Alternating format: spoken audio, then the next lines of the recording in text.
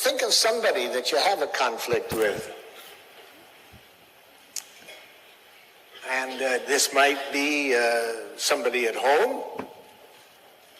Maybe you have a child at home that says horrible things, such as no.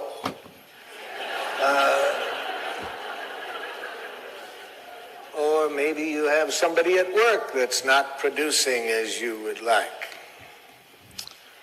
Or maybe something else. So think of a real situation where somebody is behaving in a way you don't like. And what I'd like you to write down to get us started tonight is, let's imagine that you go to them and you decide to be honest with them. So write down what you would say to this person if you were to be honest with them about what they do that you don't like. What would you say? Well, maybe you've already done it, then write down what you did say to them. So I'll give you a minute or two to get that written down. I'm just checking also what you would say to this person, to be honest. If you hear double on the computer and write me. So I'm just checking also if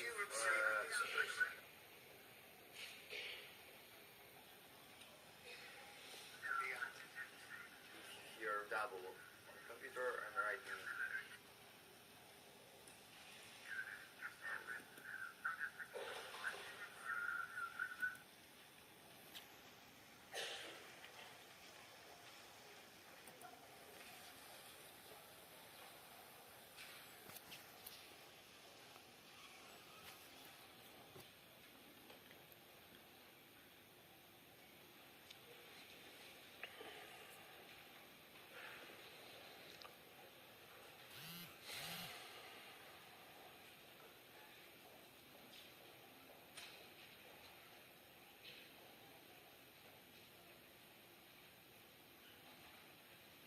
Okay, now let's take a look at what you wrote. And if there's any language in what you wrote that the other person might hear as a criticism or blame or a psychological analysis that implies some pathology on their part, my prediction is that one of two things will happen. First, you will create more resistance than cooperation. And if the person agrees with your criticism and decides to change their behavior, you'll pay for it. Nonviolent communication is based on the premise that any words we use that imply evil or bad or wrongness on the other person's part is the kind of thinking that creates violence on our planet. So nonviolent communication shows us a way of being even more honest, but being honest from the heart. Saying two things, basically: what's alive in you, how you are. And to do that very honestly, but without using any words that criticize, blame, judge. It's an honesty of the heart. And for that reason, I refer to it, for playful reasons, I call it giraffe language. Because giraffes have the largest heart of any land animal.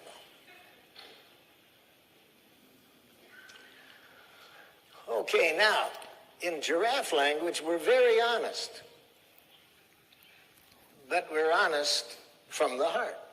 And this requires that we be able to be literate at saying four things to people when they're doing something that we don't like. To make four things clear to them. First, to make clear what they did that you don't like. If we're talking about something we don't like. Later we'll talk about how to be honest without any praise or compliments. praise and compliments are part of the same language that contributes to the violence on our planet. So we'll show you this evening another way of being honest when people do things we do like, that has more power and less danger than praise and compliments. So one of the ingredients that we need to make clear is what the person has done that we don't like. What has the person done that we don't like? So write that down specifically. What did the person do that you don't like?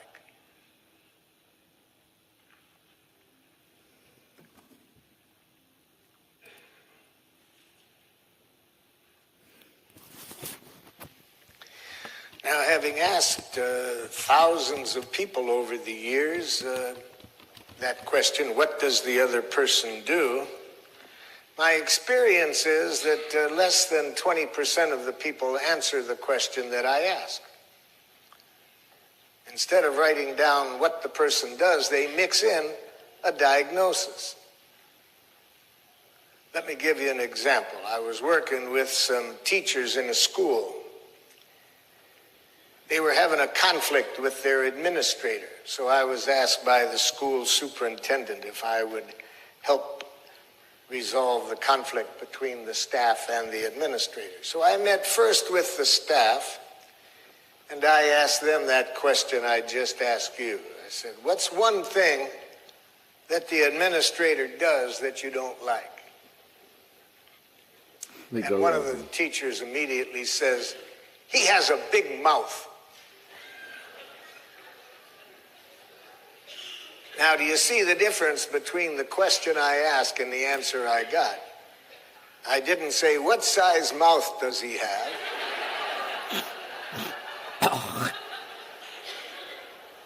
I asked what he does. And I pointed this out to him, and then he thought for a moment and says, he talks too much. I said, too much is a diagnosis. I'm asking for an observation. He couldn't do it. Everything that came to his mind was a criticism or judgment of the other person. So one of his fellow students tried to help him. She says, well, I know what he does that he's talking about. I say, what's that? She said, he thinks he's the only one that has any intelligence. No, I said, there's another diagnosis. Another woman tried to help her, and she said, he wants to be the center of attention all the time. No, that's a guess at what his needs are, but that doesn't tell me the answer to my question. Now, I wasn't surprised that they had trouble answering that, because Jaddu Krishnamurti, the Indian philosopher, says that the highest form of human intelligence is the ability to observe without evaluating. Studies of racism, sexism, and other form of dangerous thinking shows that people who think in that way can't separate fact and opinion. So this is a very important skill to have if we want to be honest in resolving conflicts. To be very specific about what people do that we like or don't like, and not to mix it up with any evaluation. So I showed them how to do this, and finally he got clear what he meant by talks too much. Here's what it sounded like when he made an observation. He said, Marshall, in our faculty meetings, no matter what's on the agenda, he usually tells a story about his war experience or childhood experiences. And our meetings last longer than they're scheduled because of that. Oh, see, that would be an observation. That's what he did. And it was decided that he would talk to him about that at the next meeting. And he suggested that I be there just in case. And at the next meeting, I saw pretty much what they were talking about, because no matter what was said, administrator would start talking about other things, but nobody said anything at first. You could tell from their nonverbal behavior they weren't happy. They looked at the ceiling, they poked each other, they yawned, they looked at their watches, they held the watch up to the ear.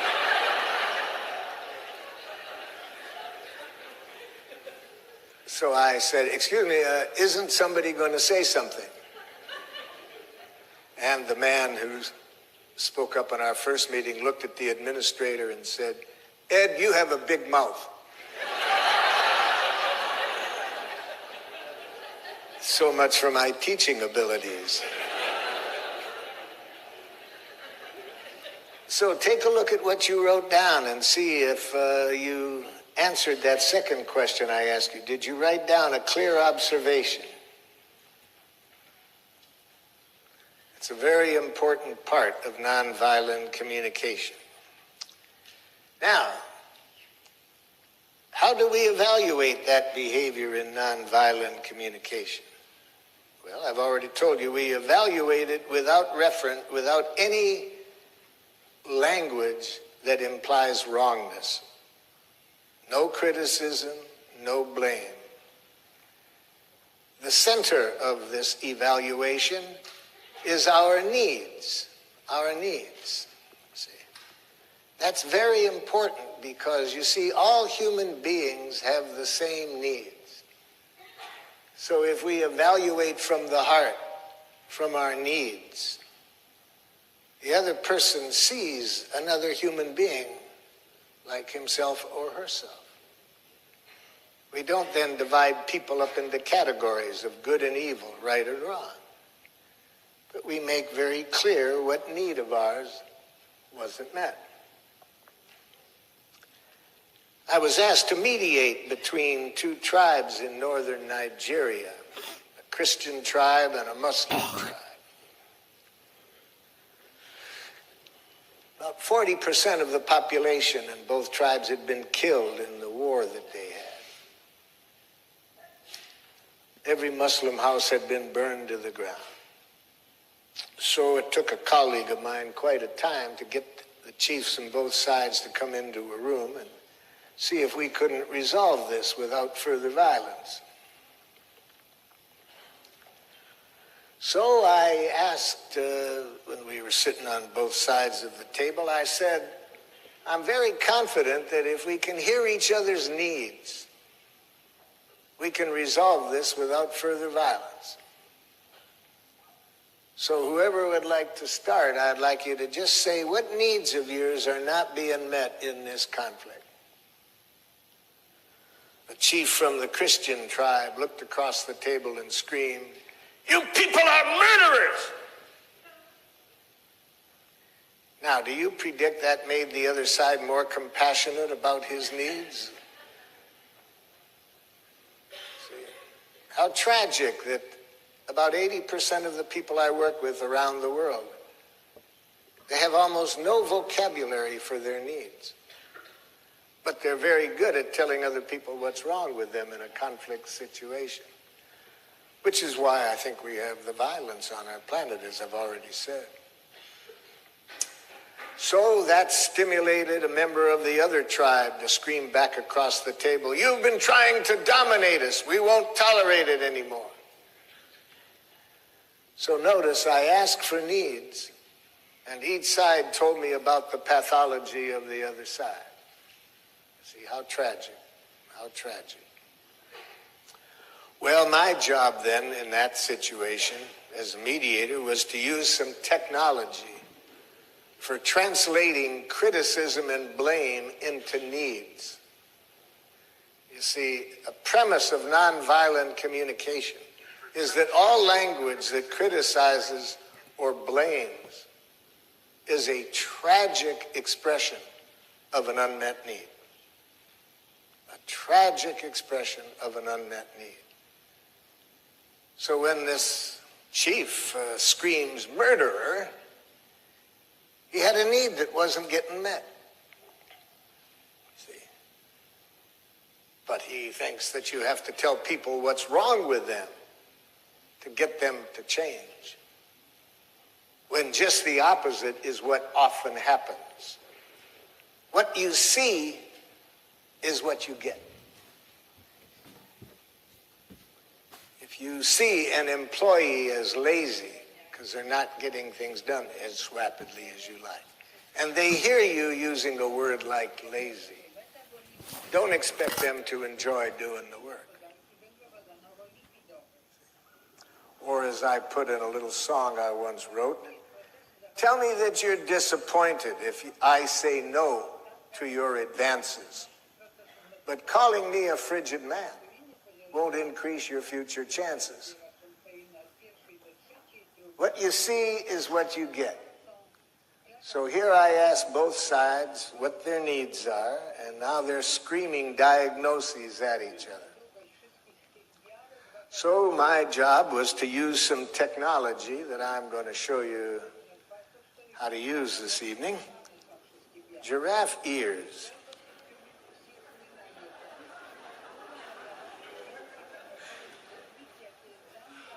With this wonderful technology,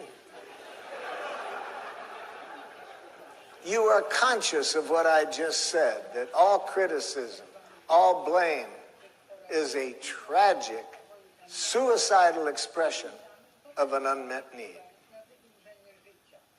So with these ears, you learn how to hear what's alive in the other person behind any criticism or blame that they express. So I use the word wolf as a playful way of looking at the language of violence, you see. The language of violence. I call wolf language. Wolves aren't violent, but I just like the word wolf. So when this chief screams, murderer, put the ears on. Put these ears on. What need was he trying to express that wasn't getting met? Got any idea?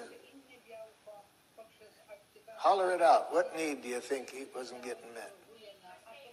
Need for safety, see? She's got giraffe ears on. She doesn't hear the criticism. So I said to the chief, Chief, are you saying that your need for safety is not being met by how conflicts are being resolved? He said, that's right. Yes. Okay. Then I said to people on the other side, would somebody on this side of the table please tell me what the chief said his needs were that weren't getting met? See, in nonviolent communication, we never assume that message sent is message received. Because when people have been blaming or criticizing or judging each other, it's hard for them to see any truth, see this enemy image that they have. So when I said, would somebody on this side of the table please tell me what the chief said his needs are, one of the chiefs said, then why did you kill my son? I had been told before I went in things might be a little tense because there were 3 people in the room that knew that somebody was in the room who had killed a member of their family. So I had to do a little work with this person to kind of pull him by the ears to hear the other person's needs. Okay, so now I've got one side with my help of this wonderful technology expressing a need. I got the other side to hear it. Then I translated their judgment of the other side, that they were too domineering, too controlling. And I turned that into a need, that they had a need for more involvement in decisions that were made, more respect for their ability to make choices. And I got the other side to hear it. Now, just that much took about well over an hour because there was a lot of screaming going on. But finally, I got them both sides to hear at least one need. We had others that we had to get clear as well. But at that moment, one of the chiefs that hadn't spoken said to me, Marshal, if we know how to communicate this way, we don't have to kill each other. See? If we know how to connect with what's alive in each other without making any enemy images, any criticism, we can just hear each other's needs. It's amazing how conflicts which seem impossible to resolve almost seem to resolve themselves. So write down what need of yours isn't met in this situation that I ask you to think about. What need of yours?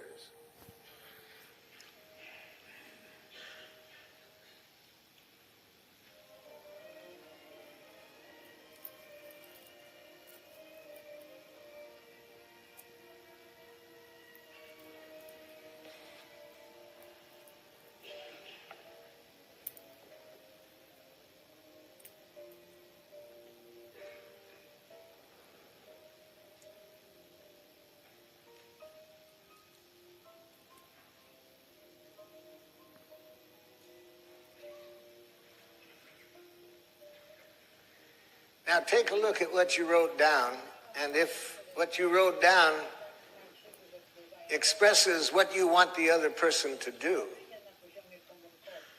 then you and I have a different definition of a need. Because needs, as I define needs, contain no reference to what you want the other person to do differently. That's another important thing to do, but we don't want to mix up our needs with our requests. Now, it's taken me quite a while to develop a language of needs. I went to schools for 21 years, and I can never recall teachers asking me what my needs were. See, we have been systematically educated for about 8,000 years not to be very clear about our needs. Because we have been educated to obey authority. We have been taught to exist within domination structures in which somebody considers themselves a superior who has a right to control others. And this kind of domination requires a language of domination. A language in which this person claims to know what people are. They know what's right, what's wrong, what's good, what's bad, what's selfish, what's unselfish, what's competent, what's incompetent. A very dangerous, tragic language.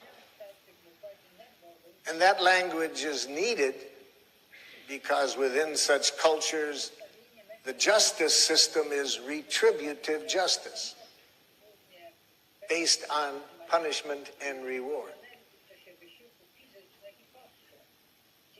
So if you want to make life more miserable on the planet, not only use a language that blames, criticizes, but use punishment or reward to try to influence people. Nonviolent communication shows us ways of being more powerful than we can ever be through using punishment or reward. So if you are a czar or a king or a president or someone who wants to control those below them, you do not want people to have a consciousness of life, of their needs. Because people do not make good slaves when they're connected to life.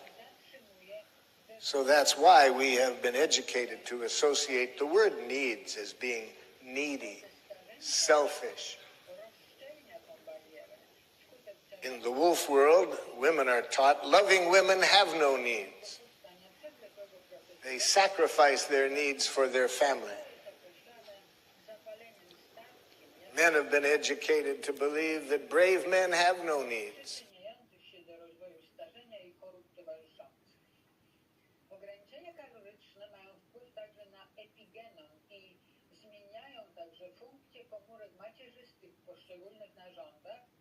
Co prowadzi do usprawnienia ich różnic finansowania i lepszego zastępowania zużytych komórek przez komórki młode. They're willing to sacrifice their life for the king, the czar, the president, the flag, or a bunch of other things. See? That's why in the schools, public schools, the primary objective is obedience to authority. Teachers that I've worked with for the last 35 years almost all say the number one thing they're evaluated by is how controlled the students are in their classroom. When the administrator goes by, is everybody sitting up and looking at the teacher and quiet? See? So, this is a very important part of nonviolent communication, a need literacy. And what goes with the needs are our feelings. Because when our needs are being fulfilled, we feel pleasurable feelings. When our needs are not being fulfilled, we have painful feelings. So in nonviolent communication, we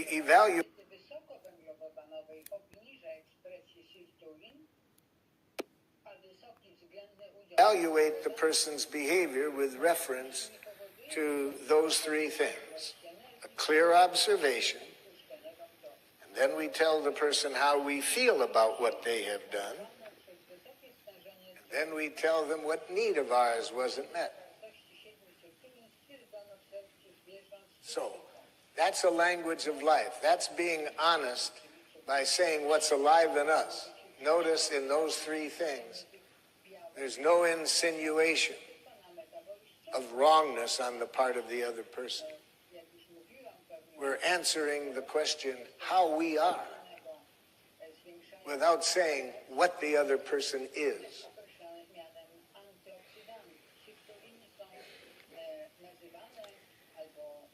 But we don't stop there. We have a very important fourth ingredient that we want to add to that. Because when we tell people what they've done and how it doesn't meet our needs and the discomfort we feel as a result of that, we want to end on a clear request that tells the person what we would appreciate they're doing to better contribute to our well-being. So write that down. Imagine that you've told the person these first three things.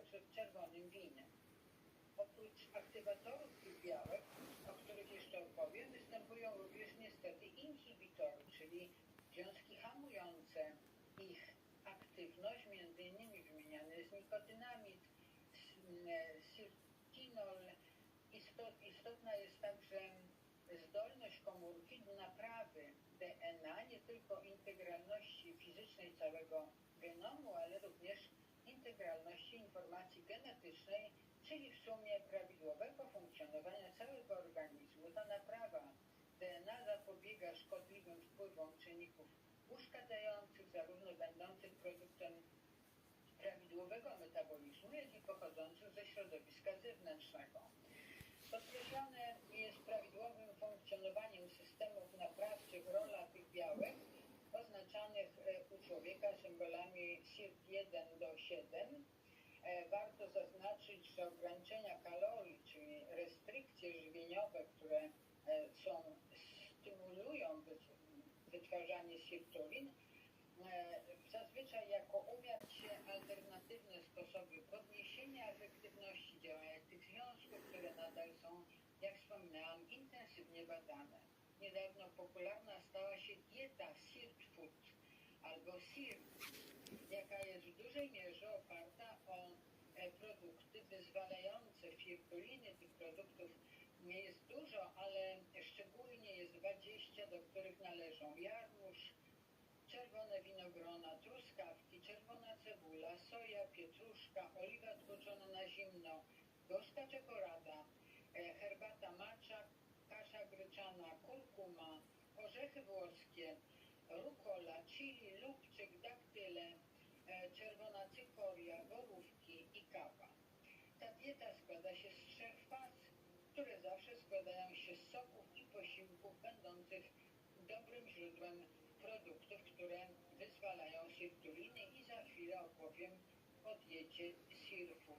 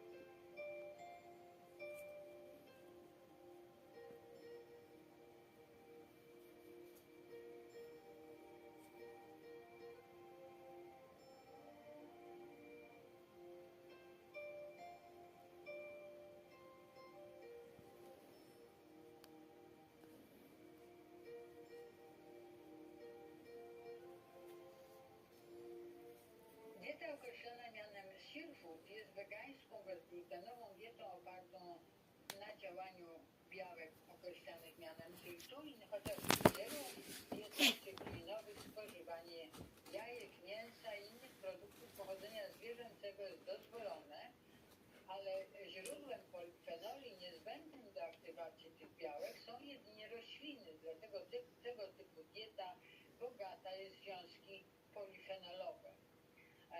Wśród składników jest japońska herbata, matcha oraz inne bogate rośliny zawierające polifenole, wszystkie kolorowe. W diecie seafood ważną rolę odgrywa właśnie sproszkowana zielona herbata, która uprawiana jest w Japonii metodą zacieniania krzewów, które powoduje zwiększone spożycie kalorii, wzrasta do 1500, obejmuje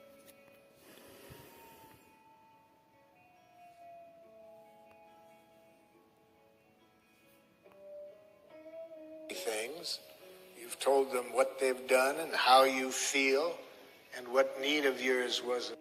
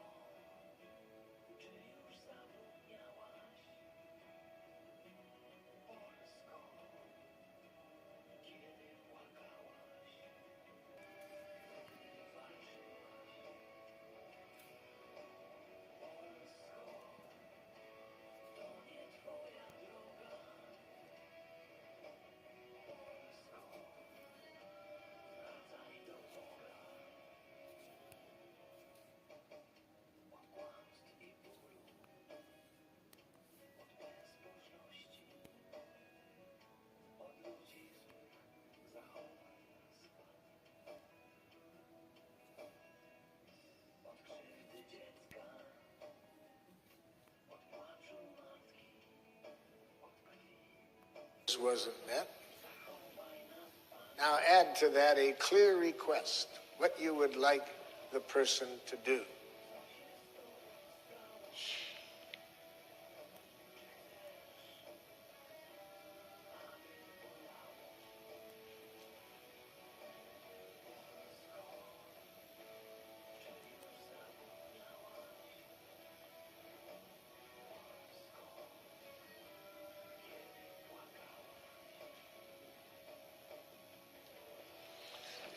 Now, the important thing here is to make sure that you tell them what you do want, rather than what you want them to stop doing. So in nonviolent communication, we don't say, I want you to stop that. We say what we want them to start doing, what we want them to do instead. I was working with some teachers in a school. They were concerned with the number of broken windows that the students did. And when we got to this part, and I said, what is your request? What is your request of them? One of the teachers said, it's pretty obvious what we want. We want them to stop breaking windows. I said, I have an easy answer for you then. She said, oh yeah, what? I said, kill them.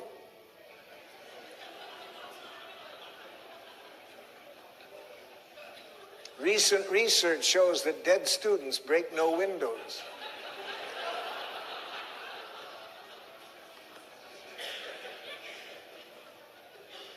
Now, as weird as that example is, look in the newspaper on any given day and see how many of our world leaders express their strategies with what they're going to get people to stop doing. Then they use various forms of violence to get people to stop doing it. So in nonviolent communication, we want people to replace what they're doing with something that is better for them and better for us. And we use a very clear language, action language. We don't say what we want the person to be, such as, I want you to be more cooperative. It's too vague. We use very explicit, clear request in making requests. So any questions about those four ingredients that we've looked at so far that comprise honesty as defined in nonviolent communication?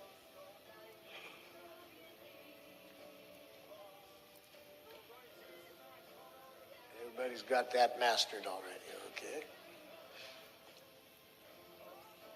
Now let's imagine that you decide to try this out.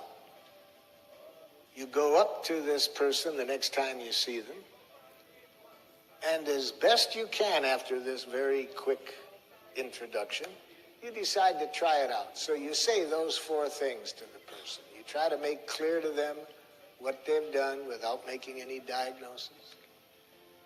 You then go into your heart and say how you feel and what needs of yours aren't being met by the behavior. And you end on a clear request. Now, predict how the person might respond. What would the worst thing be, for example? I want to prepare you tonight for the worst that you could get back. And write that down. Write down what's the worst thing that this person can say.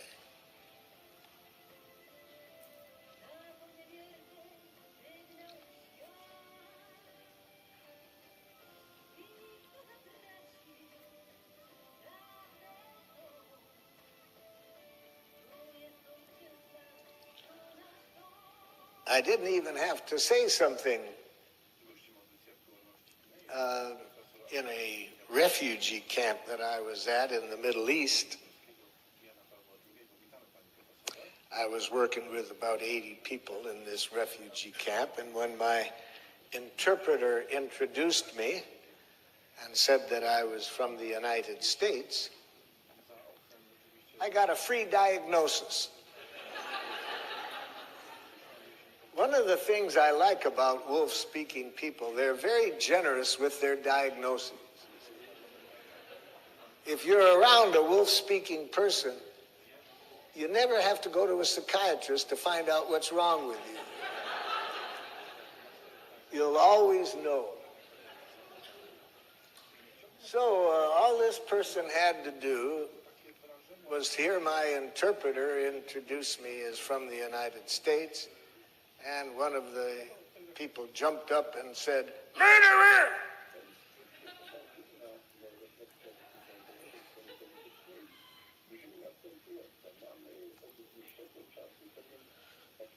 was I glad I had this.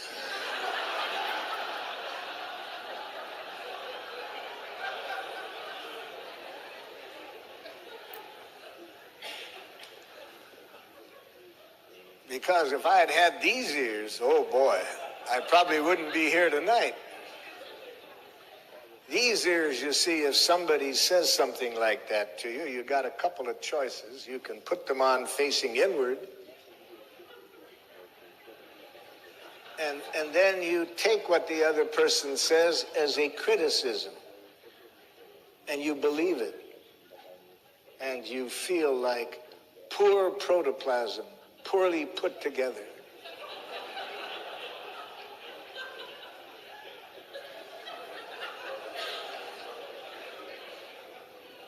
More commonly known as depression, guilt, shame. Or if you put the ears on the other way, you are conscious of what I just said. You get angry. Is a tragic, suicidal expression of an unmet need. So with these ears, you learn how to hear what's alive in the other person behind any criticism. Very well educated to wear these ears. We're ear-bedextrous. We can put these ears on both ways very fast. These ears. Known as depression. Guilt. Shame. Or if you put the ears on the other way, you get angry. Then I would have said, you have no right to say that about me. That isn't fair. Who are you to say what I'm a murderer? And some of us have been very well educated to wear these ears. We're ear-bedextrous. We can put these ears on both ways very fast. So somebody can criticize us and we go angry, guilty, depressed, angry, guilty, depressed.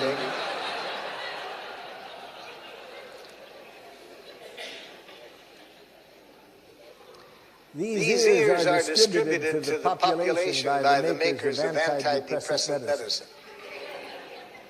and by arms manufacturers and divorce attorneys. Because when people have these ears on, there's going to be a lot of depression, a lot of violence, a lot of relationships going to get broken. So I was very glad that I had remembered to take my giraffe ears with me that night. And with these ears, I was able to hear him singing a beautiful song. With these ears on, all you can hear is a divine song being sung by the other person. So what did I hear when I put those ears on?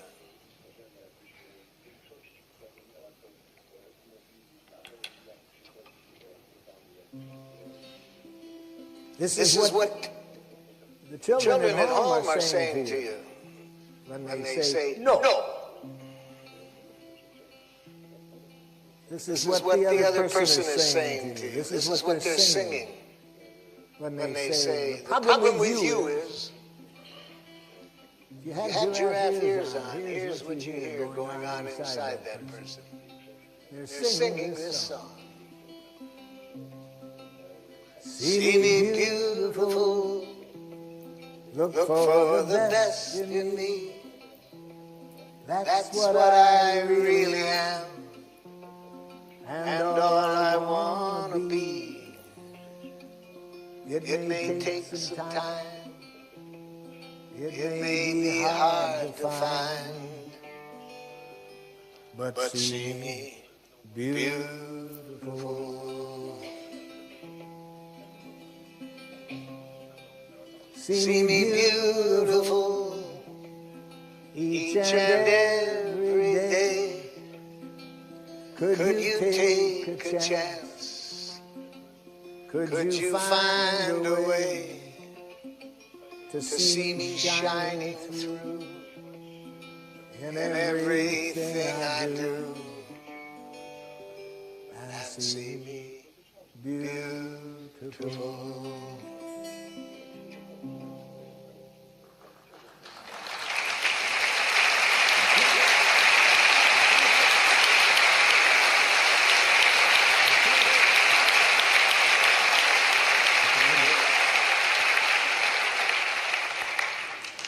So what did I hear with these ears on? What What was beautiful? I I heard his his pain. pain. I I saw his needs. needs. As As I was walking into the refugee camp with with my colleagues, we we had to kick out of the way, out of the path, several empty tear gas grenades that that had been fired in there the night before when they had a riot in this refugee camp. And And on the side of it was was written, Made in USA. So it wasn't too hard to guess what he might be feeling, what what his needs might be. But But even if you guess wrong, when when you are sincerely trying to connect with what another person is feeling and needing, that's very powerful. That tells people that you care about how they are. And And when people trust that you care how they are, that's your objective, to connect at that level, not not to win, not not to to punish. punish. You You have more power. So So here's what I said to him when he screamed at me, murderer. I I said, said, Sir, are you furious? Is your need for support?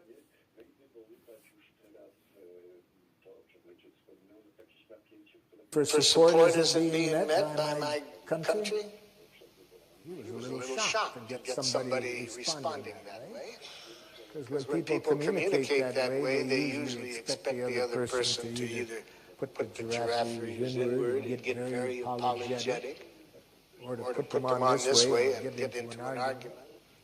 So So he was shocked for a moment. And then Then he said, "You're darn right. We We don't, don't have housing. housing. We don't have sewage. Why are you sending the weapons?" So, So, sir, you're saying that it is very painful when you have these basic needs that aren't getting met, and you see weapons being sent. You're You're darn right. You know what it's like to live under these conditions. So, So, sir, you'd like some understanding for how painful it is to live in this way. About About 40 minutes later, he invites me to a Ramadan dinner at his house. We We now now have have a nonviolent communication school in that refugee camp. All the parents, all the teachers, all the students learn learn nonviolent communication. All because of this wonderful technology.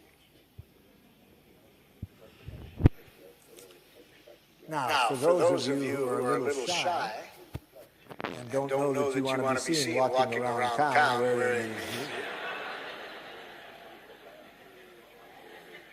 In In our workshops, we show people how to put them on internally.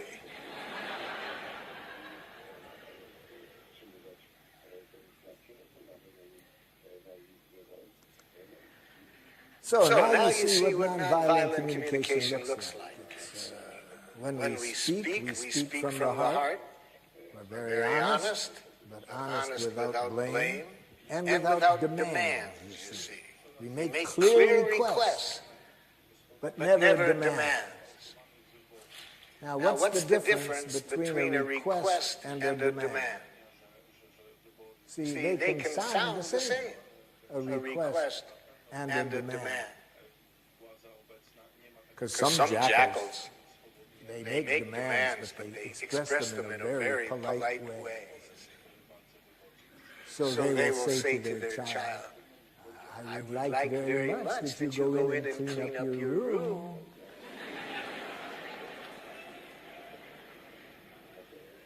And the child says, no.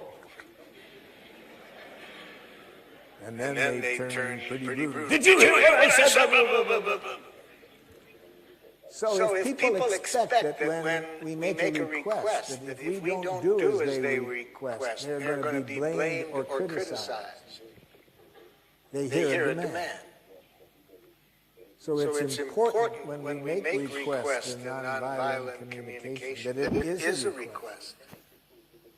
That the person knows that our objective is not to get what we want. We are trying to make a connection that will get everybody's needs met. So yes, we say what we want, but we only want the person to do it if they do it willingly. Now when people trust that, they're far more likely to do it. So that's not an overview of nonviolent communication in conflict situations. It involves saying what's alive in us and what we would like to make things more wonderful. And then no matter how the other person responds, all we hear is what's alive in them and what would make life more wonderful for them. And my experience is that when we can connect in that way, we can find a way to get everybody's needs met. Now, one woman came to a training I did. This was a 3-day training, fortunately, because I didn't make it too clear to her after the first day. She came in the second day and said, "Marshall, I went home and tried it, and it didn't work." Well, I said, let's learn from it. Let's hear what you actually said. And she did a very good job with the mechanics. She made a clear request, she made a clear observation to her son. She noticed that he didn't do 3 things that he said he was going to do. And she expressed her feelings clearly, she expressed her needs clearly, and she made a clear request. So I said, well, you got the mechanics right. That sounds very much like nonviolent communication. What's the problem? She said, he didn't do it.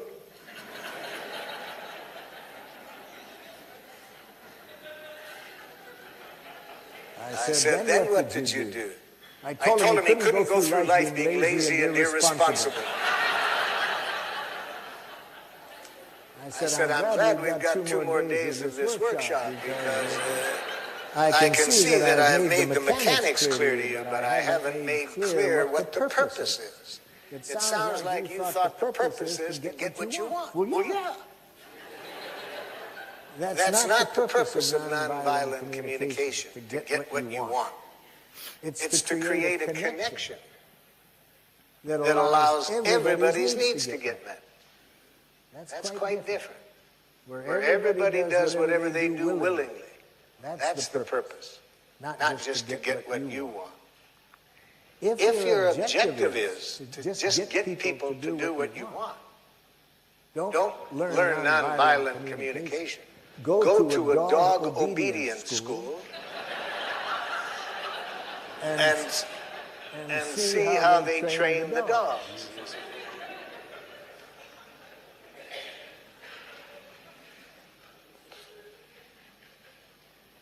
Very hard for many people to learn, especially when they are in the position of authority. Parents, teachers, bosses. It's real scary for them at the beginning of nonviolent communication. They often mix it up with meaning that we don't have standards or rules. You just let people do whatever they want. That's not it at all. We'll have far more order, far more willing conformity to rules when people see how needs are met by these rules. And they see the rules enforced by the protective use of force, not punishment. See, in nonviolent communication, we never use punishment, but sometimes force, yes. So in our training, we show people the difference between the protective use of force and the punitive use of force. So that's how we deal with conflict situations in nonviolent communication. But now let's see how we celebrate life in nonviolent communication. How we express sincere gratitude. And not get it mixed up with praise and compliments. when I say to people, teachers, parents, managers in industry, I suggest, for example, the book Punished by Rewards by Elfie Kohn.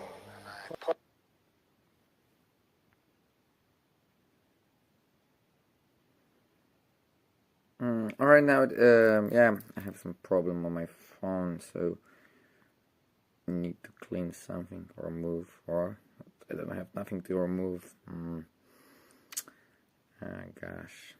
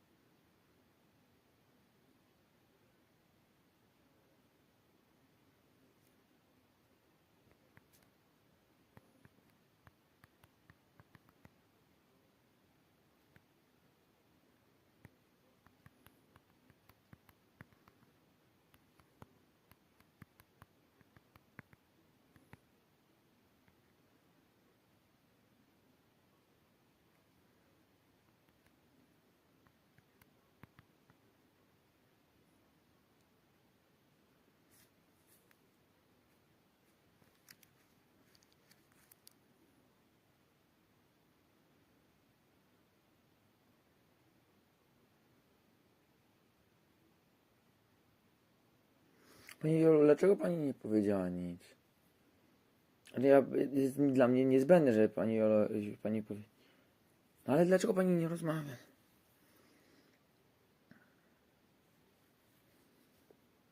No tak, ale to jest w jednej sprawie i teraz mam dwie inne. No tak.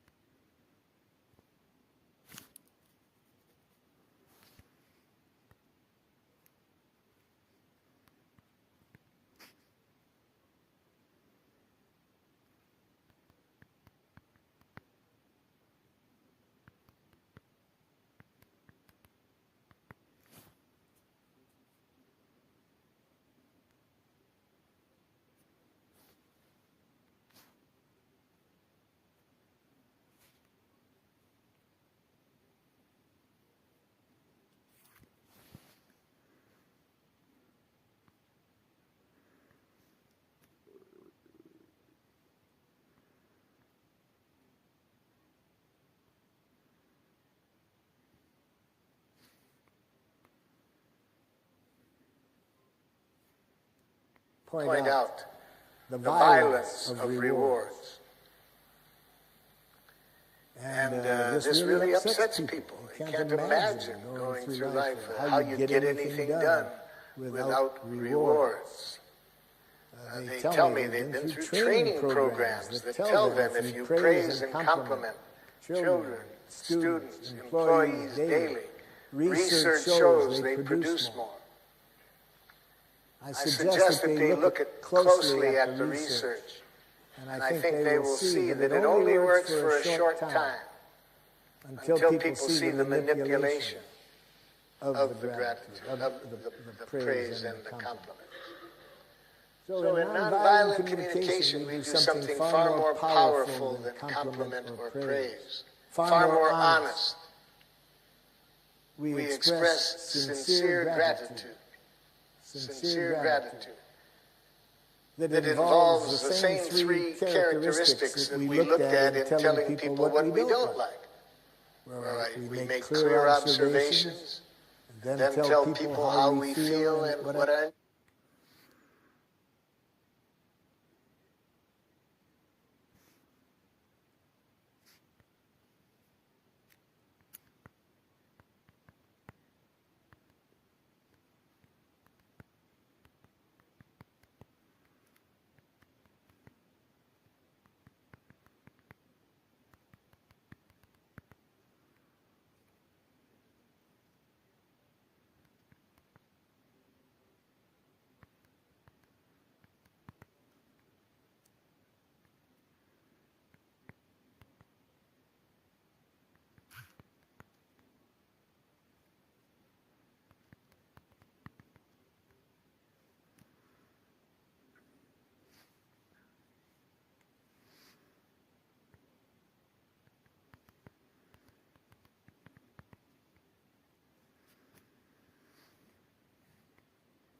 needs are.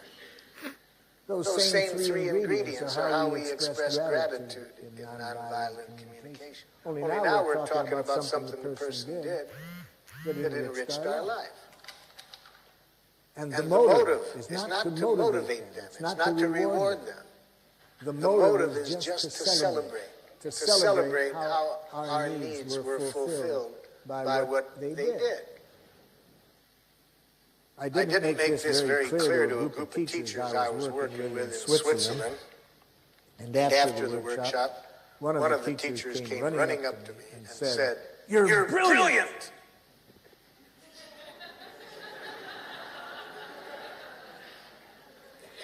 I said, "It doesn't help." She said, "Huh?" I said, "I have been called a lot of names in my life. Some positive and some far from positive. And I can never recall learning anything of value by somebody telling me what I am. I doubt that anybody does. But I can see in your eyes that you'd like to express a gratitude. Yes. And I'd like to receive it, but telling me what I am doesn't give me what I need to really celebrate with you. What do you need to hear? Remember what I said at the end of the workshop, those three things? Like, first of all, what did I do that made life more wonderful for you? She said, you're so intelligent. Doesn't help. Doesn't help. Oh, I understand. I understand. And then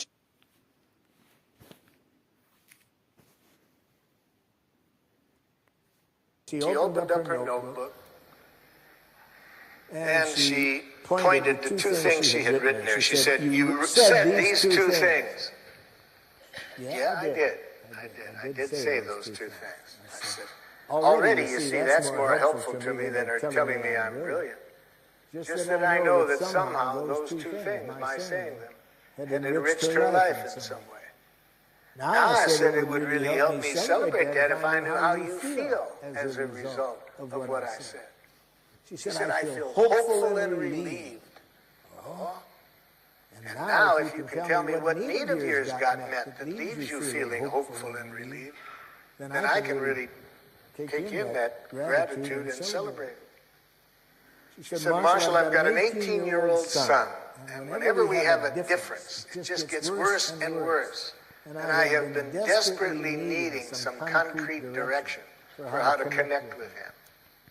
She said, those two things you said really met that need. Now put yourself in my shoes.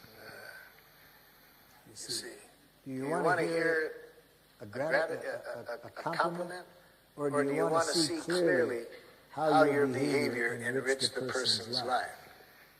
And do you want to have in your head the worry of what are they trying to get from me? Or would you just like to trust that when somebody does celebrate something you've done, they don't have that other motive mixed in, that they're trying to get you to keep doing it? So that's how we express gratitude. Now, one of the hardest things is how to receive gratitude in a nonviolent way.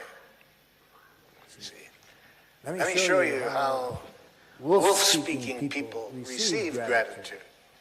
If you want to scare the heck out of a wolf, express sincere gratitude to them. Wolf, when you offered me the ride home today, I'm very grateful because I really have a need to be with my uncle who's visiting, so it really meets a need of mine. Okay, so I express this gratitude. Already I see terror in the wolf's eyes. And you all know what's coming, right? Mr. Duncan. It's nothing.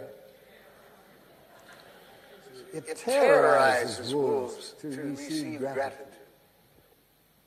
I've asked a lot of wolves around the world why they're so scared of getting gratitude.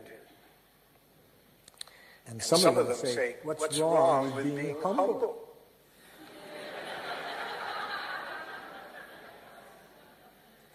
And I have a cure for that. I suggest they read what Golda Meir, the Israeli prime minister, once said to one of her humble politicians.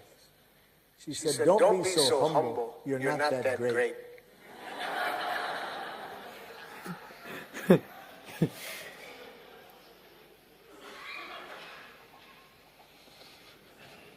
And so, how do we receive gratitude in nonviolent communication? With empathy, the same empathy with which we receive people's pain. We see what's in their heart. We see what we've done, how they feel, what needs were met. So we put all these three things together, and that is what nonviolent communication is all about. It's a language of life, you see. It helps us to stay connected with life, moment by moment. But it's hard to do. It's hard to take in this gratitude if you have been educated in a wolf way. As they say in the Course in Miracles, it's our light, not our darkness, that scares us the most. So we're not used to really seeing the power that we have as human beings to enrich life. We're not educated to see that we have this divine energy, that we have power to enrich people's lives, and that there's nothing that we like better than doing that. But to do that requires this liberation from this language we have been taught, this liberation from tactics of coercion, punishment, reward, guilt induction. We didn't talk much about guilt induction. I assume you all know how to do it, right? But just in case you haven't been taught how to use guilt in a violent way, let me show you how to do it. So this is one of my children who hasn't cleaned up their room to my satisfaction. Okay? Now the first step in trying to induce guilt, you have to know how to look pathetic. So put yourself where the child can see you and look pathetic.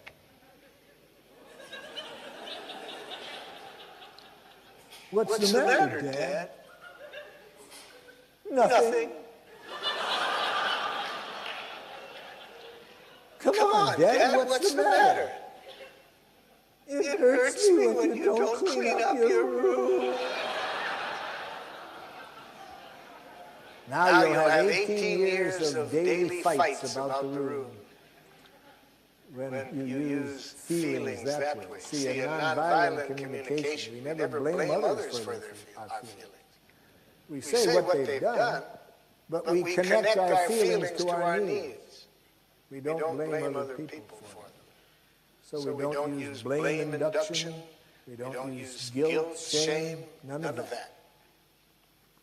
What we do is we trust life. We trust that if we stay connected to life, everybody's needs can get met.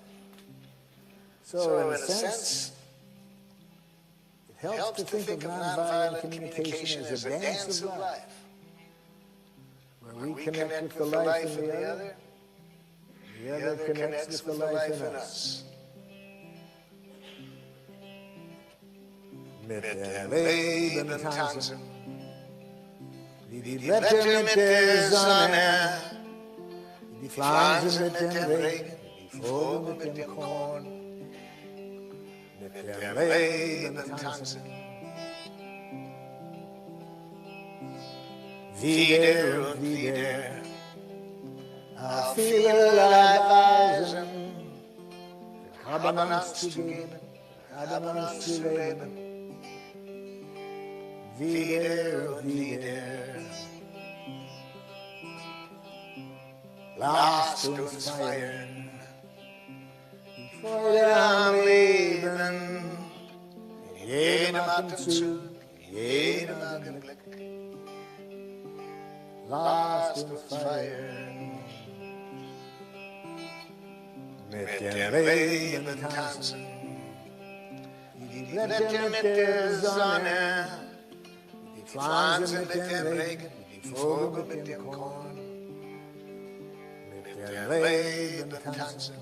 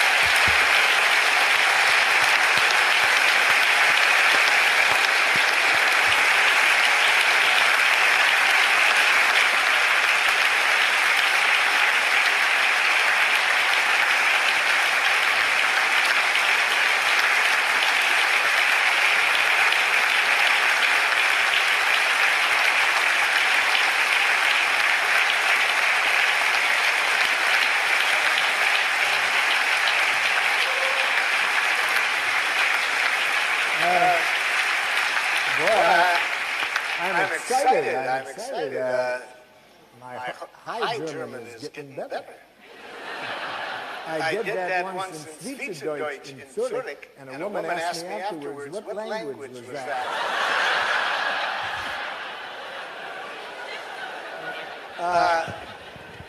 I've lived in Switzerland, for a long time, but I just, there's some things about it I don't get, like where I live up in the mountains. When you pass people, you say, "Grüezi miteinander." And when you sit down at a meal, you say, "Grüezi miteinander." And one night after a workshop, I said, "Schlaf gut miteinander."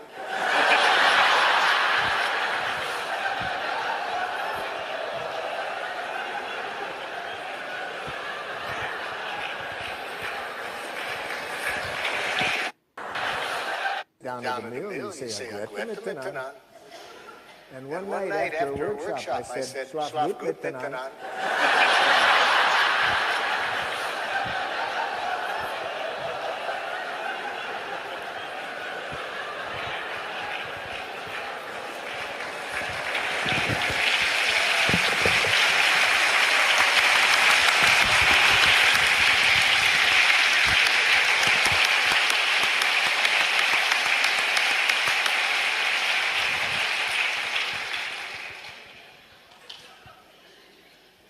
Es ist gar nicht leicht, etwas zu sagen, weil es meistens ja nicht hilft.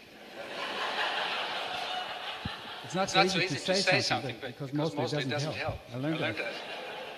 So just thank you very much from all our heart. Thank you, Marshall.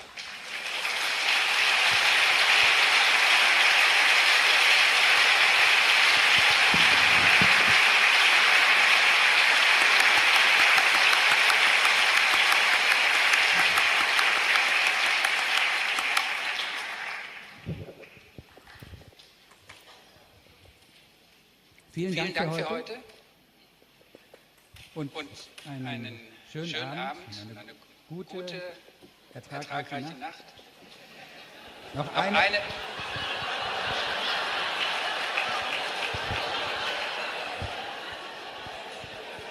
Jetzt noch eine kleine Ansage nur für die Referenten, weil das vielleicht nicht alle erreicht hat. Es gibt jetzt noch ein kleines...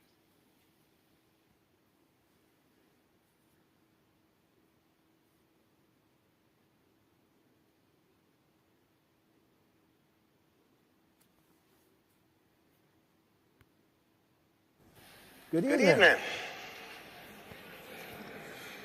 I'm very glad to spend some time with you this evening. How many of you have I not been with before? How many have never been with me before and been exposed to? Okay, and how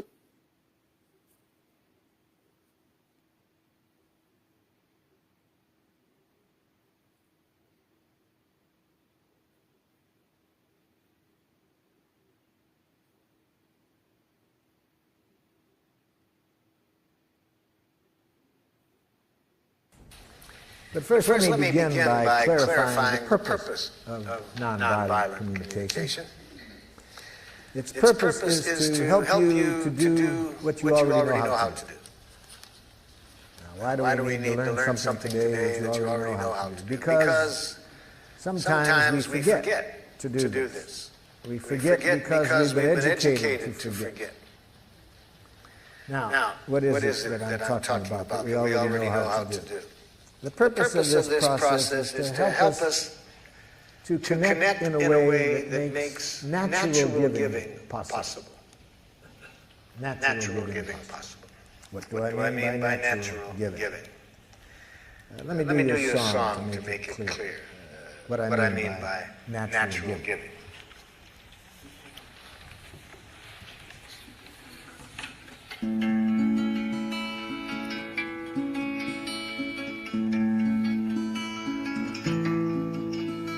I never feel more given to than when you take from me. When you understand the joy I feel.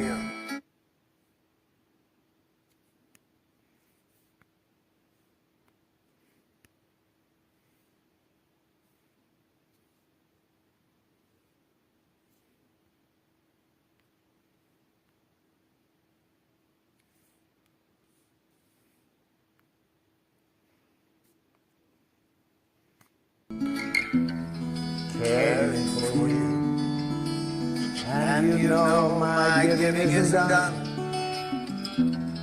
Put you in my debt. But because I want to live the love I feel for you,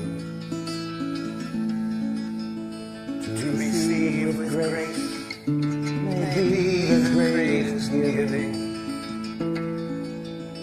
There's no way that I can separate the two. When you give to me, I give my receiving. And when you take from me, I feel so given to.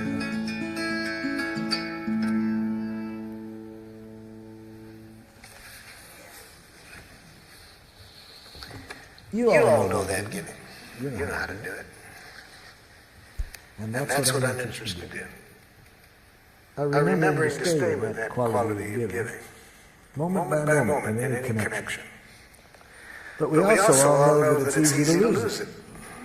It's easy to lose that connection. So that instead of enjoying that quality of giving, which is possible every moment and every contact we have, in spite of how precious that is, we forget. And instead of playing the game that song is about, which I call Making Life Wonderful, it's the most fun game I've ever heard. Instead, much of the time we play another game called Who's Right?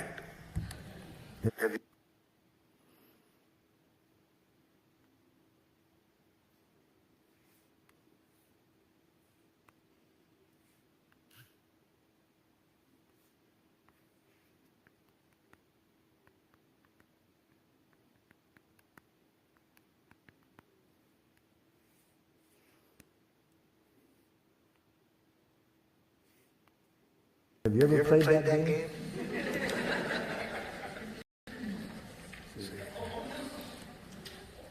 It's a game where everybody loses. So isn't this amazing? We all know about this quality of giving that the song was about. It's possible every moment. We find that the richest thing to do.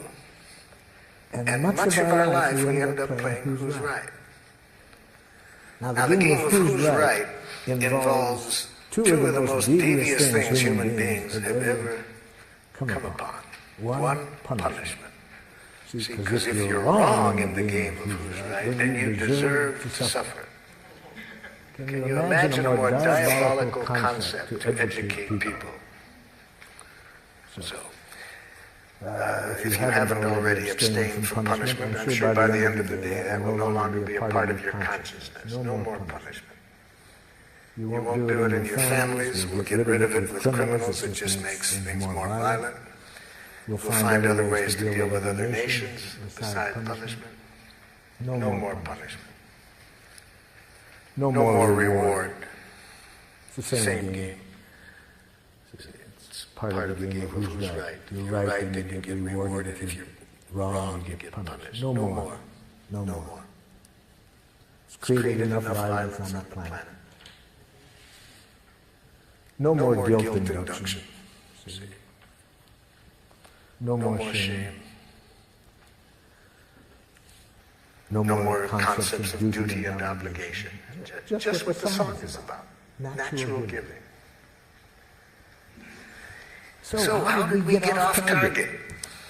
We got off target according to Walter Wink, theologian, who writes in his book, The Powers That Be. We got off target about 5,000 years ago.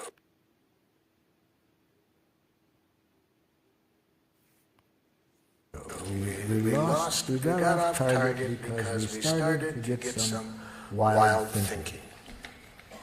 Wild thinking that human beings are innately evil. When you believe that human beings are innately evil, then the things aren't going as we would like, what's the corrective process? The corrective process is penitence. People are evil, you think that the way to bring about change when people are behaving in a way you don't like is to make people hate themselves for what they're doing. So for these political reasons and theological reasons, we started to develop a language that I call jackal language. Language that cuts us off from life and makes it very easy to be violent. Very easy to be violent. In fact, in that book I mentioned, Wink says that domination cultures, one of the things you have to educate people is to make violence enjoyable. And we've done a good job of that. We make violence enjoyable in our culture. The 2 hours a night from 7 to 9 when children are watching television the most, in 75% of the programs they watch, the hero either kills somebody or beats them up. You see? So we...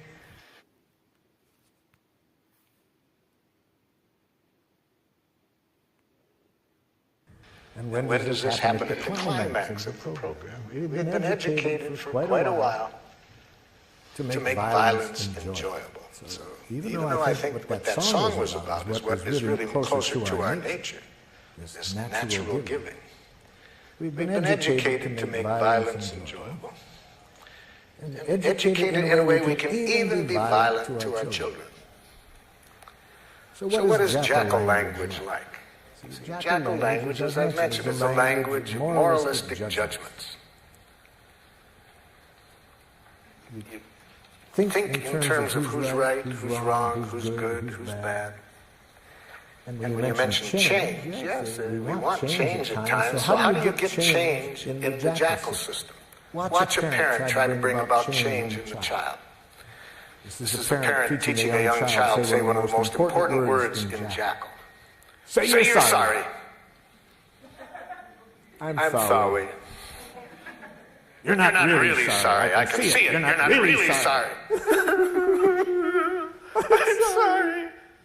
Okay, I forgive you. Can you imagine a game like that? Can you imagine a parent responding to a child that way? And if a parent is going to do that to a child in their own family, what are they going to do to people from other cultures who behave in a way they don't appreciate? So of course you're going to have violence wherever you have this kind of thinking. In cultures that do not have this thinking, you don't see violence, they say. So that's how we got off target. Even though we could be playing the game, Make Life Wonderful each moment, we have been educated for quite a while to play another game, Who's Right. So what are the parts of this game of Who's Right? Well, I've just mentioned one of them. One part is moralistic judgment, learning how to go up to our head and think basically in terms of right and wrong, good and bad, normal, abnormal. I learned this game very well. I speak several dialects of jackal. I grew up in Detroit. We spoke a rather harsh dialect of jackal. We might call it Detroit jackal. For example, if I'm out driving and someone is driving in a way that I don't like, and again, I want to install change, you see, I roll down the window. Idiot! Now, theoretically, the person is supposed to repent. I confess I was wrong, sir. I will change the error of my ways. It's a great theory. It didn't work. I've tried it more than once. It doesn't work. So I thought maybe it was that particular dialect of jackal. So I decided to get more cultured use of jackal. So I went to the university and got a doctor's degree in professional jackal. Now when somebody's driving in a way I don't like, I roll down the window. Psychopath! Still doesn't work. You see. There's another part of this language of jackal. Ansprache. Ansprache. That's very important. You see, a language that denies choice.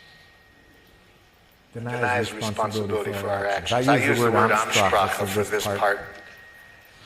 Having read an interview with the Nazi war criminal Adolf Eichmann at his trial for war crimes in Jerusalem, Eichmann was asked, was it hard to send tens of thousands of people to their death?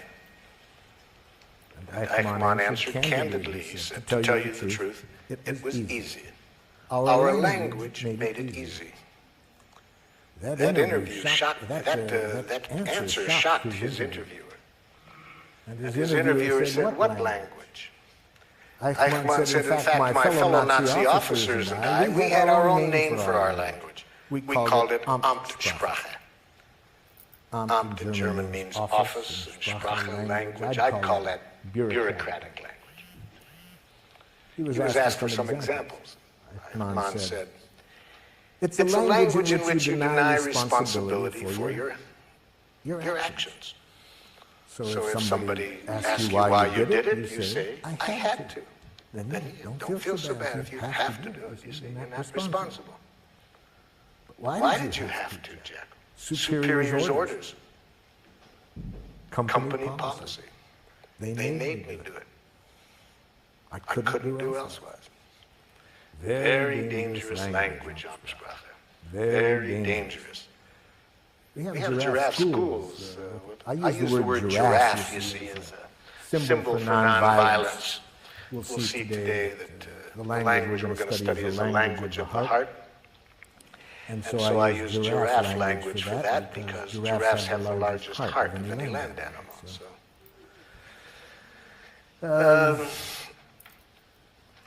Giraffe requires always being conscious of choice, you see. You never do anything that we don't choose to do. But I was teaching giraffe to a group of parents and teachers in one community, and we have giraffe schools throughout the world. We have 5 in Israel, 4 in Palestine, some in Serbia, and so forth. And in giraffe schools, of course, we want to make sure that certainly the teachers and parents never use Amtssprache. It's one of the most dangerous languages in the world. To teach a child, you have to do something. So I was saying this one time in St. Louis, Missouri, to a group of parents and teachers. A mother got very upset. But there are some things you have to do, whether you like to do it or not. It's our job as parents to teach our children what they have to do. I mean, there's things I do every day that I hate to do, but there just are some things you have to do. I said, could you give me an example? She said, well, easy, there's so many, let me think. Okay, like when I leave here tonight, I have to go home and cook. I hate to cook. I hate it with a passion, but I've done it every day for 20 years. Even when I've been sick. Well, I said, I'll be very happy today to show you another way of thinking, another language, and I hope it open up happier possibilities for you. Well, I'm pleased to report she was a rapid giraffe student. She went home that very evening and announced to her family that she no longer wanted to cook. I got some feedback from her family. The feedback came 2 weeks later when I swung through that city again and was doing an evening workshop. And who shows up? Her 2 older sons. She had 4 sons. They came up at the beginning to introduce themselves. And I said, hey, I'm glad you guys came up here. I've been very curious what's going on in your family. Your mother's been calling me regularly, telling me about all the changes she made in her life since the training. And like what happened that first night when she came home and announced that she no longer wanted to cook? The oldest son said to me, Marshall, I said to myself, thank God.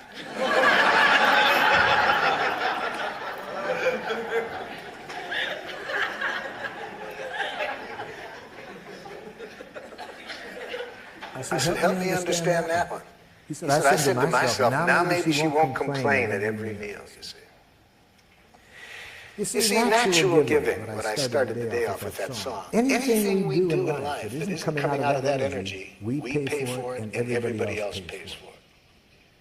Anything we do out of fear of punishment if we don't, everybody pays for it. Anything we do for a reward, everybody pays for it. Everything we do to make people like us, everybody pays for it. Everything we do out of guilt, shame, duty, obligation, everybody pays for. That isn't what we were designed for. We were designed to enjoy giving, to give from the heart.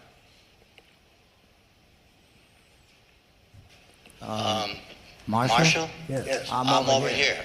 My son brought me to one of your seminars, and I met you some 10 years ago in Oakland. Yes. Now I'm trying to bring my son back to come here. And he said last night when I told him I was coming here, he said, well, why don't you go? I have a couple of appointments. Maybe you could teach me something. So I thought I would come to learn something. Maybe I could teach him. But I'd like to teach him, and I don't know how to do that. I'd like to teach him to at least give me the time of day to communicate with him. He doesn't do that willingly. And when I try to demand it, it becomes worse. Yes. So how do I do that? Well, that'll be a good situation to work on today, because I'm going to ask everyone to think of a situation right now where somebody's behaving in a way you don't like. So in this case, it's your son who, when you ask him to communicate, he says no. The first thing I'll suggest is you can't teach anybody anything. That's right. And to have that as an objective is itself create problems. So let's change the objective. Let's never try to teach anybody anything or to change anybody. If that's your objective, you'll create resistance. So that'd be my first suggestion today. Never try to teach anybody anything or to change anybody. That clear? Yeah. Okay. So what do you do then? Give up? No. See, this is the thinking that's been shaping us by Jackal. See, the game of who's right, win, lose. So then if we can't change and win, then the option we think of is to be a chump and lose, you see. We've been educated to think in those two ways, win, lose, right, wrong. No, I'll show you a way, another option. Okay, let's get into it. Let's give you a chance to practice it. Some of you have already thought of situations, such as somebody you want very much to communicate with, they say no. So, think of somebody at the moment who is behaving in a way that is not making life wonderful for you. You'd like to get to the place that the song was about, where everybody's needs can get met, and people are giving to one another from the heart, willingly. Not out of coercion, you see. Let's see if we can show you a process to get there in this situation. To get everybody's needs met. And where people give willingly, not out of any coercion. So maybe you were living at home. Maybe you choose today to work on a child that you were living with at home who says horrible jackal things such as, no. Oh, you laugh. You try living with one for a while. Please brush your teeth. No. Maybe you were living at home with a jackal-speaking partner who says horrible jackal things such as, that hurts me when you say that. We'll see today that it's a violent act to say others make you feel as you do. To imply that others can make you feel hurt or angry. Maybe at work somebody's behaving in a way you don't like. They come late. They're not producing as well as you would like. Maybe your next door neighbor has been sexually molesting children. Whoever you want to pick, somebody who's behaving in a way you don't like. And you'd like to see how we would arrive at the objective of creating the quality of connection that will get everybody's needs met through natural giving. That's our objective. Okay? Now open up your materials to the last page. Second to the last page. At the top it says, expressing how we are and what we would like.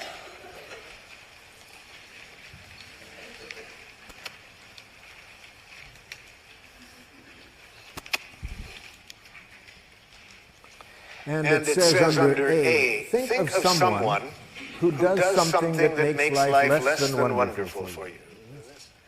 So this person that I'm asking you to think about, who's presently behaving in a way you're not crazy about. And what I'd like you to do is answer this question. write here one thing that the person does that you don't like. We're going to work on one specific action that the person does that you don't like to get you familiar with the process today. Maybe the person does several things, but we're going to show you how the process works by showing you how to communicate with the person about one specific thing they do. So write under A one thing this person does that you don't like.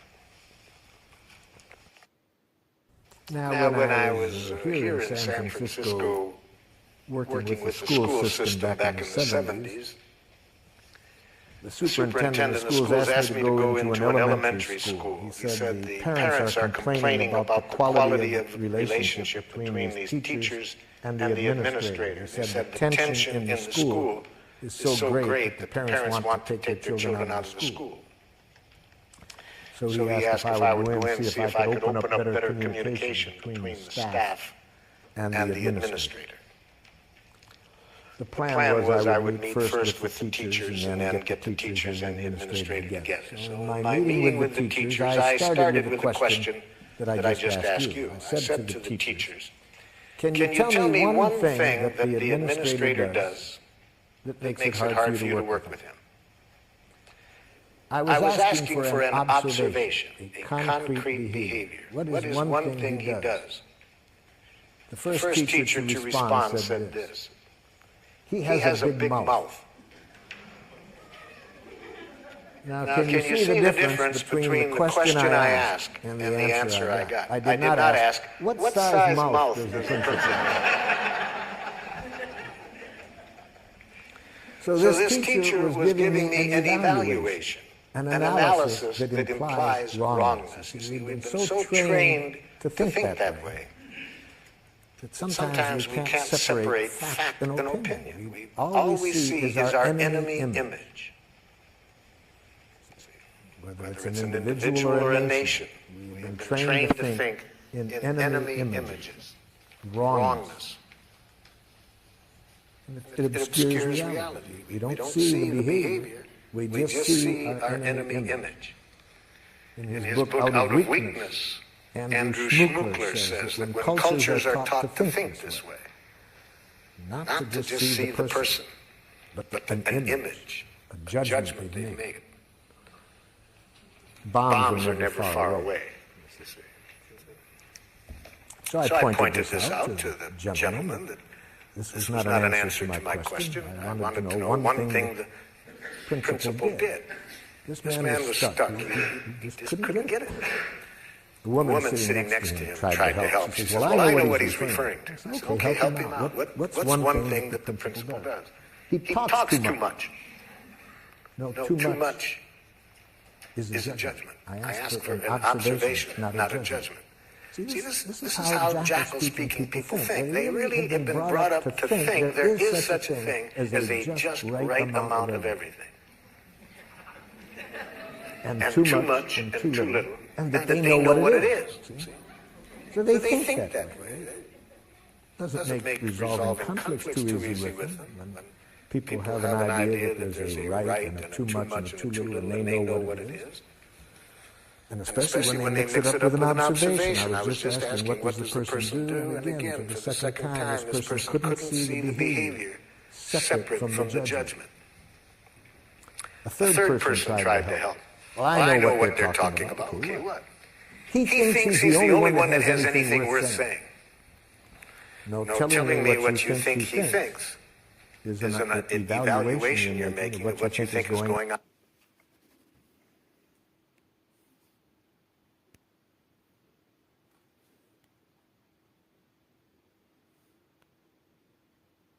Going on in his head. I was asking for what does he do? A fourth woman said, he wants to be the center of attention all the time. I said, now you're giving me a judgment or a diagnosis of his motives. Even if it's accurate, it's a diagnosis of his motives. It's not an observable behavior. My question was, what does he do? Now the entire faculty sits there quiet. Nobody can answer the question. And one of the women said to me, boy, Marshall, that's hard to do. Yes? In fact, the philosopher Krishnamurti says that To observe without evaluating is the highest form of human intelligence.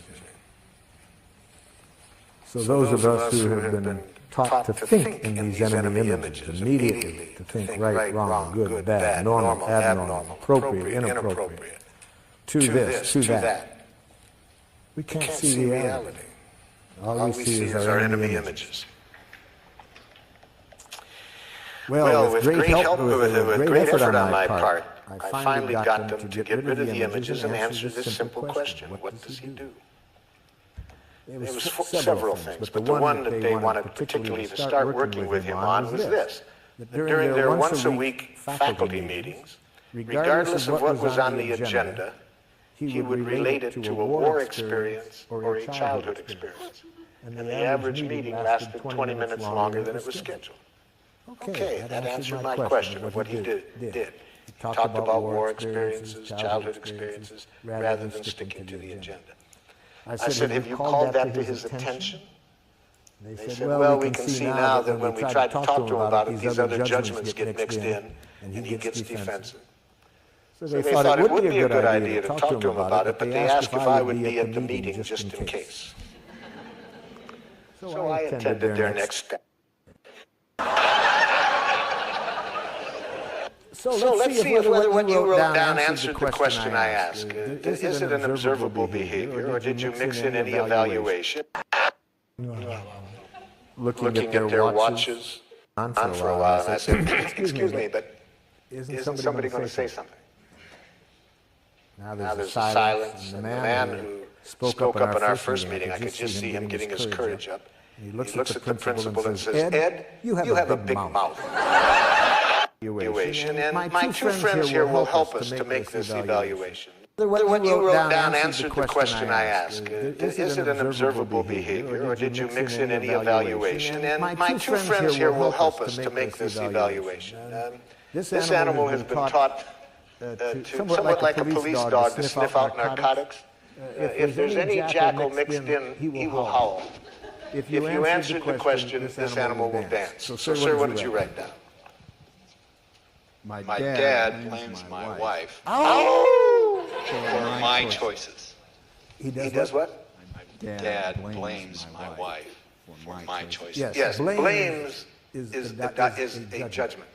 See, that's already putting evaluation into it. Dad, do you see yourself as blaming? No, I see myself as calling attention to the facts. So see, Dad doesn't see that as blaming. No, I'm educating. Thank you, Dad. Yes, okay. So how do we say it? See, we need a direct quote. We need to give it, to make it an observable behavior, we need to say, my father says, what?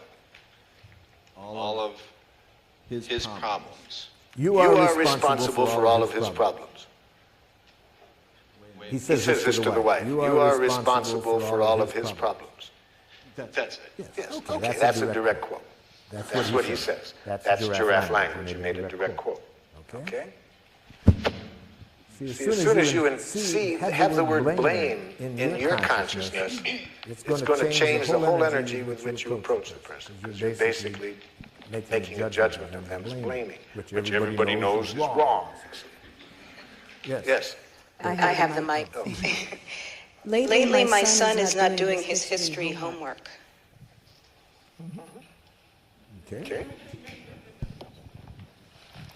My dad makes harsh judgments and insulting remarks. Oh my God, you killed my poor Jack.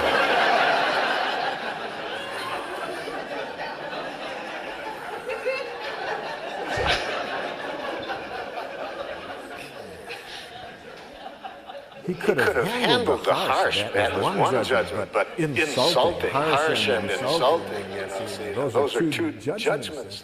Actually, he does use insulting words. No, there is no such thing. After today, in fact, seriously, by 4:30 this afternoon, you will never hear another insult. It won't exist. Insults will not exist.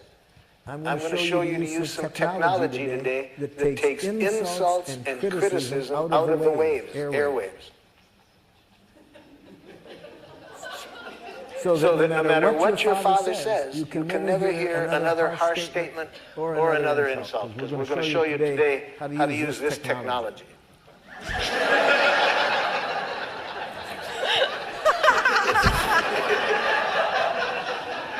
And with this technology, it will be impossible for you to hear criticism, harsh remarks, insults. With these ears, all you can hear is the only thing human beings are ever saying. Please and thank you. That's all. We're going to show you today that all what used to sound like criticism, judgments, blame, are simply tragic, suicidal expressions of please. My brother yells at me to get in the car to go to school, and then he makes me late to school. Who yells? See, but you see, yells is a kind of a little bit of an evaluation. He speaks in a tone of voice. Yes. Okay, it's a tone of voice. I was asked at Lincoln High School. Is it Lincoln High School in San Francisco? Many years ago, I was asked to work with the faculty there. They were having a lot of tension amongst the faculty, racially, ethnically. There was a lot of tension. The superintendent asked me to work there, and I started the day asking, tell me something that somebody else on the faculty does that you don't like. Man turns to the woman next to him and says, I don't like it when you yell in our faculty meeting. She says, who yells?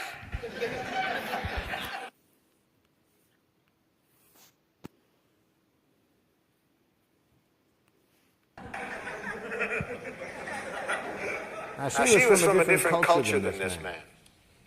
See, what was yelling in her culture was quite different. And about 10 minutes later, when she started to yell at him by her own definition, I saw a difference. So raises the voice when he's asking you to get ready for school.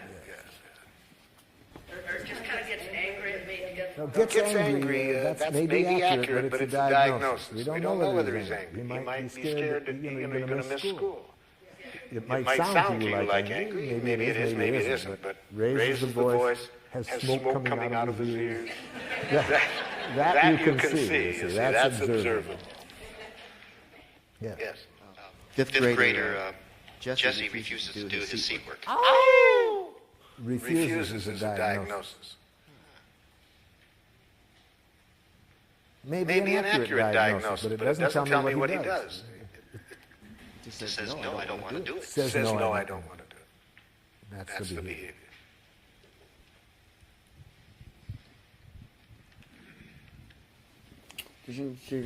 My husband doesn't tell me things which will affect me deeply. It's the first jackal husband I've ever heard of. This is a new experience for me. Student in my class incessantly talks loud, won't stay seated, or keep his hands to himself. I hear about 3 judgments in there. Let's go over it slowly, because I hear 3 diagnoses. Say it again, so we'll hear the 3 diagnoses. Incessantly talks loud. Loud is your interpretation. Louder than you would like. If you want to say it, put it that way. Louder than I would like. Won't stay seated. Won't is a diagnosis. Doesn't stay in his seat after I've told him to. He might in the future. We don't know whether he will or not. So that's a diagnosis. Doesn't at the moment. Doesn't when I ask him to stay in his seat. And does not keep his hands to himself. And does not keep his hands to himself. Okay. Since coming to the introductory presentation on Tuesday night, I've been very aware of hearing evaluations in myself and especially in other people. And so I started to wonder, are all of those violent communications?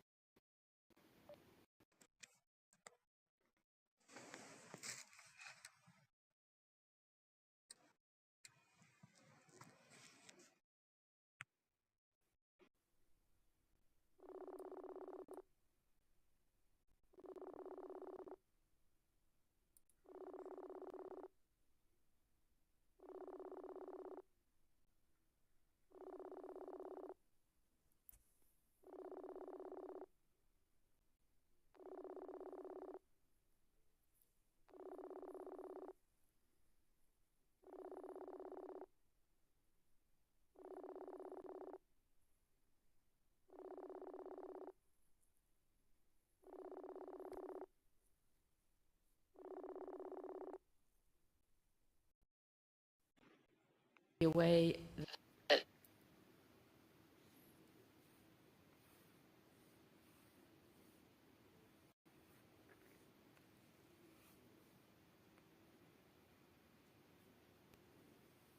that some of those are, according to this model, nonviolent.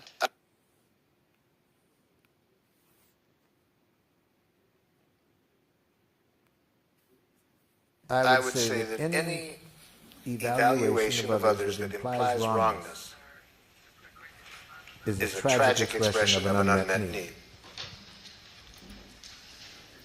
Tragic in the sense, for two reasons. First, it decreases the likelihood that we will get what we want.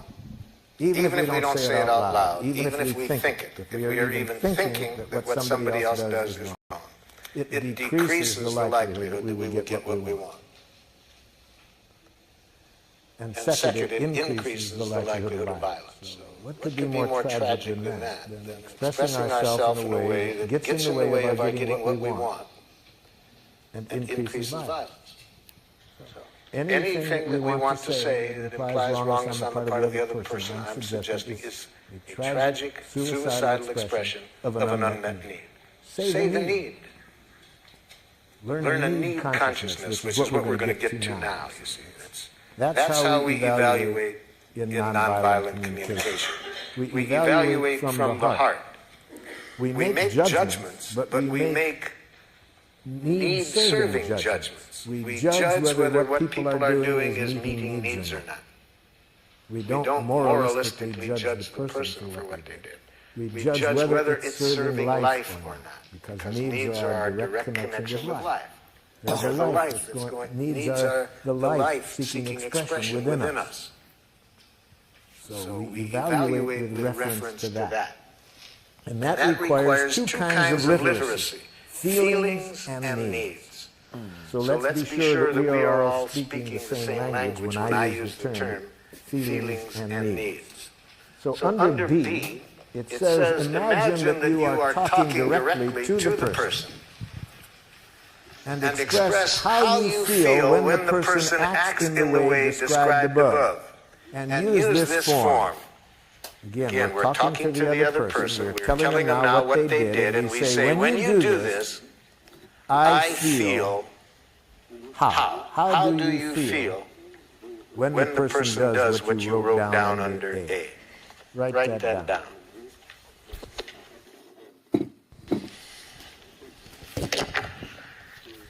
When you do this, I feel angry. Okay. Anger is a feeling created by unnatural thinking. We'll get to that next. When you're not ready to leave at the agreed time, I feel anxious and impatient. When you speak that loud, I feel intimidated. Oh! Intimidated is a diagnosis. Be careful of words that are more descriptions of other people, what you think they're doing to you, like intimidating you. So write down the following as not feeling words. Do not mistake these words as feelings. I feel misunderstood. I feel used. I feel manipulated. I feel judged. I feel criticized. I feel ignored. For example, aren't there times when you think somebody's ignoring you? Don't you feel relieved? And at other times, don't you feel angry? You see, so words like that really say very little about what's alive in you. They say much more about how you are interpreting the other person's behavior. And above all, never mistake the word rejected as a feeling. I feel rejected. No. That's not a feeling. That's a suicidal interpretation. Okay, who's got the mic? There's no. Hurt, disappointed, disheartened. Yep.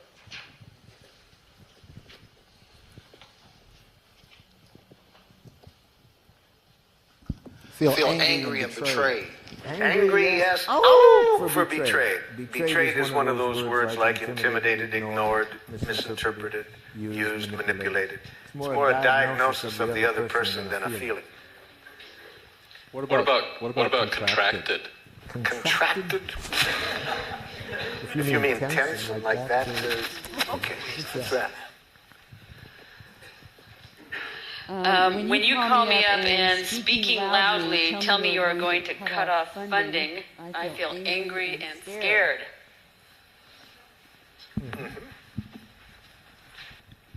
When you leave the dishes in the sink, I feel powerless over my environment and time, which feels frustrating and scary. When you start talking loudly in the middle of my sentence, I feel hurt because I think you are not listening to me. Yeah, the feeling is great, but you're going to lose it when you follow the word feel with the word because I think. Anytime you're thinking, your chance of getting what you need is greatly decreased. Especially when you follow the word think with the word you. Then I think you not only won't get hurt, I predict a defensive, aggressive reaction. So it's going to be hard for people to care about your feelings when you follow that with a diagnosis that implies wrongness. We'll get to that next, because we're going to see next that when after the feelings, there's two places we don't go, and one is up to our head. We stay in the heart with feelings. We don't go up to the head. We stay in the heart and connect with needs. But we'll get to that. Yep. If we want to use nonviolent communication, we want to be sure that we do not use the feeling in a violent way. Because feelings can either connect us at the heart or they can contribute to more division and violence. So we certainly do not want to ever express our feelings in this way. I feel as I do because you. Okay? We never want to express our feelings this way. You make me feel. Now that would be a hard habit to get away from because in a jackal culture, feelings are very instrumental to using guilt as a way of manipulating people. The way to manipulate people is if you can convince them that they make you feel as you do, then they should feel guilty and change. It's another form of this violent game. So, for example, if you are a parent and you want to use feelings in a violent way rather than a connecting way, you would express it this way. It really hurts me when you don't clean up your room. Okay? Or you make me angry when you say that.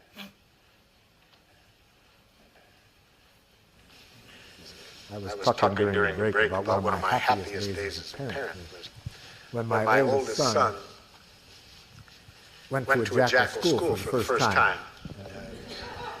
He had gone 6 years to a giraffe school that I helped create. But then I wanted him to learn how to enjoy jackals as well. So. And in giraffe schools, we also want to be aware that the children are not always going to be in this setting. So we want them to learn how to stay with their own values regardless of which structure they're in. You see. So he comes back the first day from school. He looked less than happy. And I said, how was the new school, Rick? And he said, it's okay, Dad. Boy, some of those teachers, Dad. I said, what happened? He said, Dad, I wasn't even in the front door, really. I was halfway through the front door, and some man teacher comes running over and says, My, look at the little girl. Can you guess what the teacher was reacting to? Yeah, my son's hair was down his shoulders. See, in a jackal school, as we all know, authority knows what's right. See, there's a right way to wear your hair as a boy and a wrong way. The right way to do everything, and who knows? The teacher. And then what do you do? If somebody doesn't do it, you use shame, guilt, and so forth. You use the word girl as though it's an insult. Welcome to Jackal Land. So I'm getting burned up, ready to go do a little back therapy with the teacher.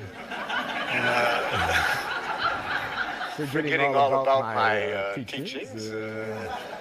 And I said to my son, how did you handle it? He said, I remember, Dad, that what you said that when you're in that kind of environment, never give them the power to make you submit or rebel. So one of the things we want to teach children very early, no matter what structure you're in, Never lose track that you are free to choose what you do. Don't allow institutions to determine what you do. I said, hey man, that you remembered that, that's a big gift. I really love that you could remember that under those conditions. Then what'd you do? I put on my giraffe ears, Dad, tried to hear what he was feeling and needing. I said, you remembered to do that? What did you hear? Pretty obvious, Dad.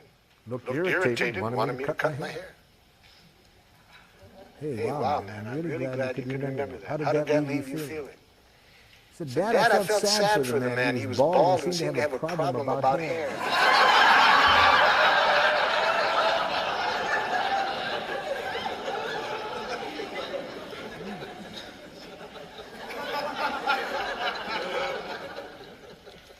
So we want children, same thing we want to teach adults.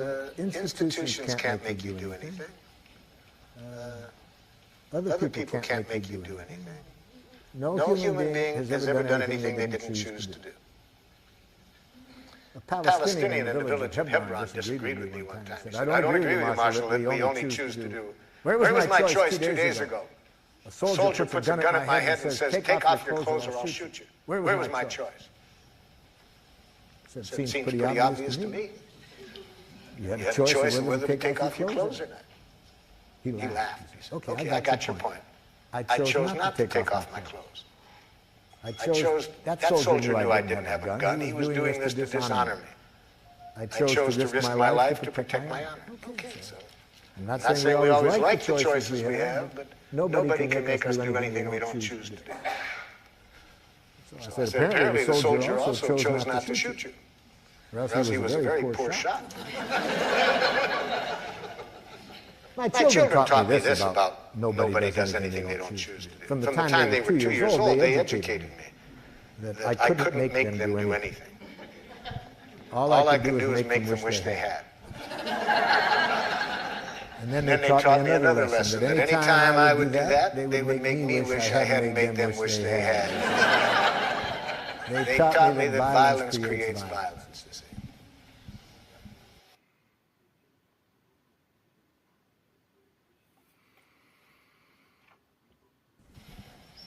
Okay, the next step then. We do not attribute responsibility for our feelings